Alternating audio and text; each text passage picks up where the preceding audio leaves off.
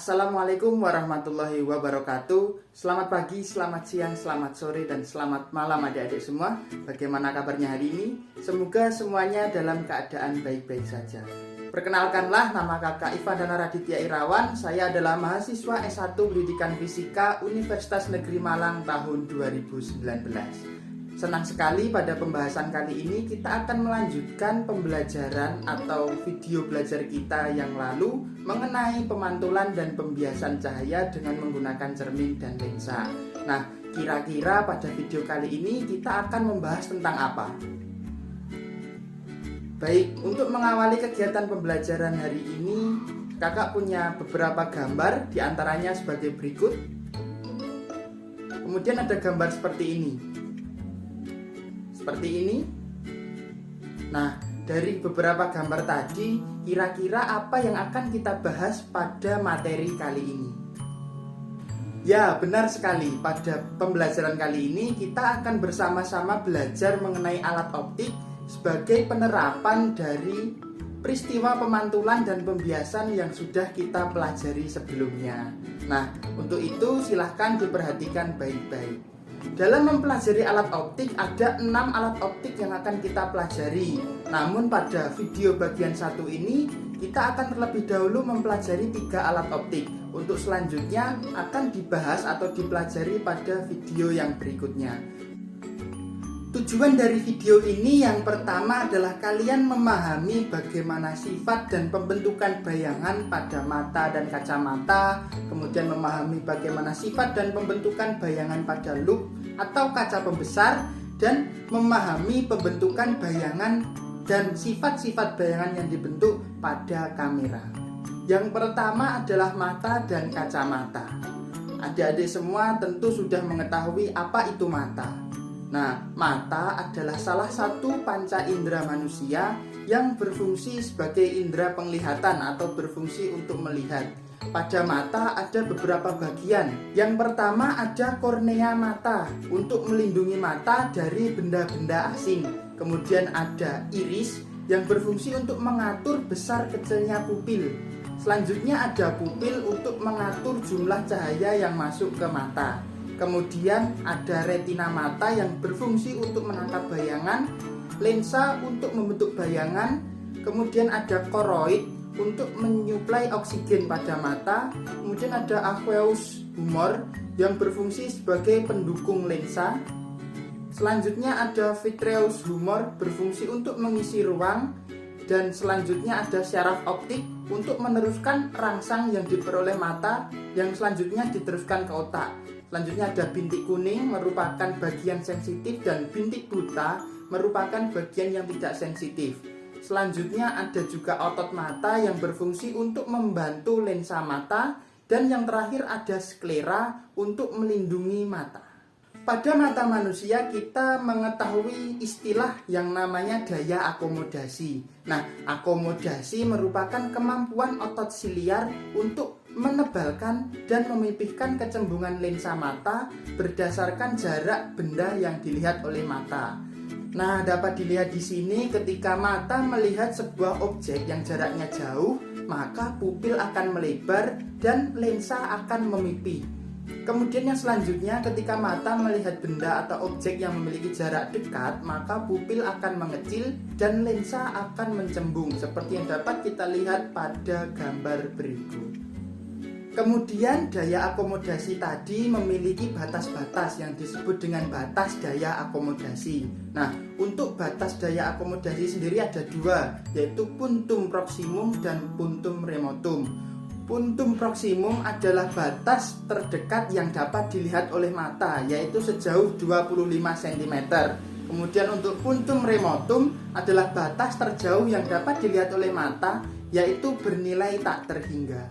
Selanjutnya, mata manusia bisa saja mengalami kecacatan atau mengalami kelainan. Nah, terdapat beberapa kelainan pada mata manusia. Yang pertama adalah rabun jauh atau biasa kita sebut dengan miopi, yaitu mata tidak bisa melihat dengan jelas sebuah objek yang berada pada posisi yang jauh. Kemudian ada juga rabun dekat, yaitu hipermetropi, yaitu mata tidak dapat melihat benda yang berada pada jarak dekat. Nah, Untuk mata tua maka disebut sebagai presbiopi, yaitu mata yang tidak bisa melihat benda pada posisi dekat maupun pada posisi jauh. Kemudian ada juga mata silinder, yaitu mata karena bentuk pupil yang tidak sempurna. Dari beberapa jenis cacat mata tadi dapat kita tolong menggunakan kacamata. Nah, apa itu kacamata? Baik, kacamata adalah sebuah alat optik yang digunakan untuk menolong pada kelainan ataupun penyakit yang terjadi pada mata manusia. Nah, kacamata ini berfungsi untuk mengatur bayangan agar jatuh tepat di retina. Terdapat beberapa jenis kacamata. Yang pertama, kacamata dengan menggunakan lensa cembung untuk penderita hipermetropi atau penderita rabun dekat. Kemudian kacamata dengan menggunakan lensa cekung untuk penderita miopi atau rabun jauh. Kemudian yang selanjutnya ada lensa kacamata dengan menggunakan lensa yang rangkap, yaitu lensa cekung dan lensa cembung sekaligus untuk penderita presbiopi atau mata tua. Selanjutnya ada kacamata dengan menggunakan lensa silinder, yaitu untuk penderita astigmatisme atau penderita mata silindris.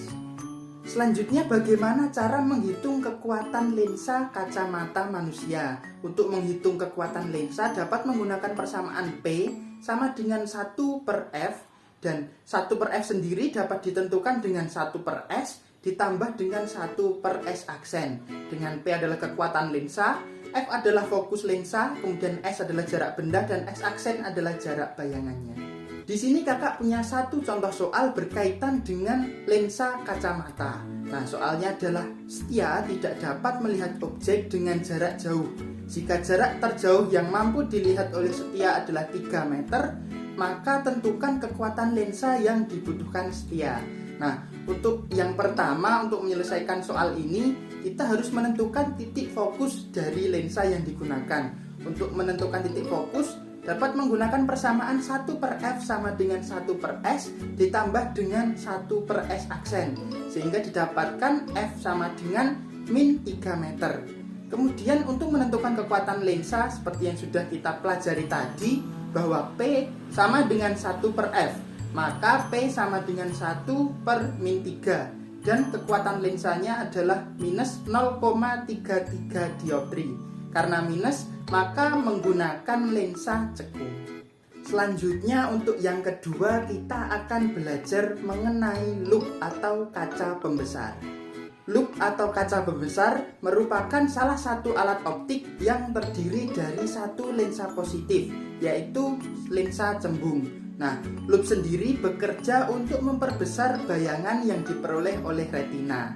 Biasanya, loop digunakan untuk mengamati benda ataupun objek yang memiliki ukuran kecil. Pembentukan bayangan yang dibentuk oleh loop pada saat mata berakomodasi dapat kita lihat sebagai berikut. Sebelumnya, ketika kita tidak menggunakan loop, maka dapat dilihat bahwa sudut pandangnya adalah sebesar alfa dengan S sama dengan Sn. Selanjutnya, setelah menggunakan loop, maka sudut pandangnya akan menjadi beta dan bertambah besar. Maka pada posisi ini mata berakomodasi maksimum, sehingga S aksen sama dengan Sn. Nah, di sini dapat kita lihat bahwa bayangannya yang dibentuk adalah maya, tegak, dan diperbesar. Nah, yang kedua adalah loop dengan mata yang tidak berakomodasi. Pada umumnya, kita akan lebih mudah mengamati loop dengan mata yang tidak berakomodasi karena bayangan yang dibentuk adalah bayangan tak terhingga. Sehingga ketika kita menggunakan loop, maka sudut pandangnya adalah menjadi beta dan S aksen sama dengan Sn, dengan sifat bayangannya adalah maya, tegak, dan diperbesar. Dan berikut ini adalah skema pembentukan bayangan loop pada saat mata tidak berakomodasi. Kemudian bagaimana persamaan untuk menentukan perbesaran pada loop ketika mata berakomodasi maksimum dan juga mata tidak berakomodasi. Yang pertama, ketika mata berakomodasi maksimum, untuk menentukan besarnya perbesaran pada loop, maka menggunakan persamaan M sama dengan Sn per S sama dengan Sn per F plus 1. Dan selanjutnya, untuk menentukan perbesaran loop pada mata yang tidak berakomodasi, menggunakan persamaan M sama dengan SN per F. Di sini juga ada satu contoh soal yang berkaitan dengan loop. Soalnya, Dika memperbaiki komponen handphonenya dengan menggunakan sebuah loop yang memiliki jarak fokus 10 cm. Hitung perbesaran maksimum loop. Perbesaran maksimum loop terjadi ketika berada pada SN sama dengan 25 cm atau terjadi saat mengamati dari titik terdekat mata manusia. Nah, untuk perbesarannya tadi kita dapat menggunakan persamaan M sama dengan SN per F plus 1. Dengan SN-nya adalah 25, kemudian F-nya 10 plus 1, maka kita dapatkan perbesarannya adalah 3,5 kali dari objek aslinya. Baik, yang selanjutnya kita masuk ke pembahasan alat optik yang ketiga, yaitu kamera. Nah, kamera adalah alat optik yang digunakan untuk menangkap suatu gambar atau objek dan menghasilkan sebuah foto. Secara sederhana, pembentukan bayangan pada kamera dapat kita lihat pada gambar berikut. Ketika terdapat objek di depan kamera, kemudian akan masuk ke lensa dan terdapat bayangan yang memiliki sifat nyata, terbalik, dan diperkecil. Kemudian beberapa bagian dari kamera dan fungsinya adalah sebagai berikut. Yang pertama ada lensa kamera berfungsi untuk membiaskan cahaya. Kemudian ada apertur berfungsi untuk mengatur besar kecilnya diafragma atau celah. Dan selanjutnya ada film yang berfungsi sebagai tempat bayangan dan menghasilkan gambar negatif. Kemudian ada shutter yang berfungsi untuk menangkap gambar, objek sebagai benda yang diamati atau yang diambil gambarnya, dan bayangan sebagai hasil dari foto yang kita dapatkan. Untuk sifat bayangan yang dibentuk oleh kamera adalah nyata, terbalik, dan diperkecil. Kemudian terdapat beberapa persamaan yang ada pada kamera. Yang pertama, persamaan untuk menentukan fokus dari lensa. Untuk menentukan fokus, seperti biasanya kita menggunakan persamaan 1 per F sama dengan 1 per S ditambah dengan 1 per S aksen.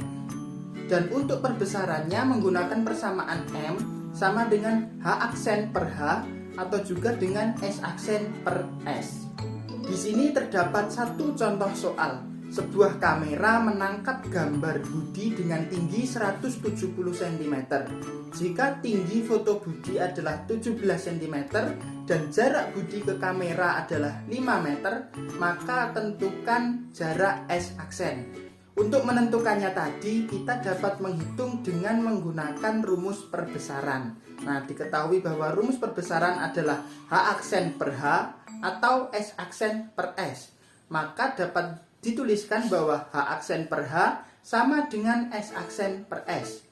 H aksen adalah 17 cm, kemudian H 170 cm, S aksen adalah yang kita cari dan S adalah 500 cm, maka kita dapatkan besarnya S aksen adalah 50 cm. Sekian pembahasan kita mengenai alat optik berupa mata dan kacamata, kemudian ada loop dan kamera. Untuk alat optik yang selanjutnya akan kita lanjutkan ke video berikutnya. Terima kasih. Jika ada kekurangan mohon maaf. Wassalamualaikum warahmatullahi wabarakatuh.